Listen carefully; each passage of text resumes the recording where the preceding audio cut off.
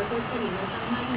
Marami ang nabilad sa isang araw kaya naglabas ng payong at sombrero. Ang iba naman walang tigil sa pagkakalpay.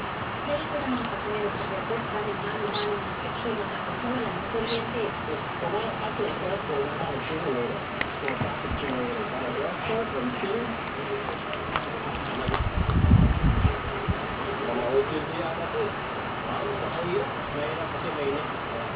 Alas 4 pa rin ng madaling araw na dulo ng mga kuryente sa airport.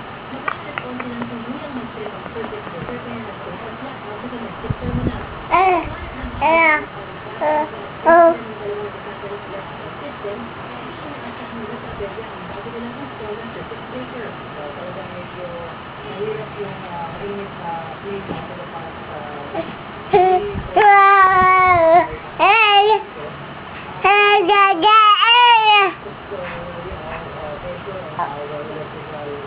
Facilities, but as you can see, we're trying to restore our lives, our social media.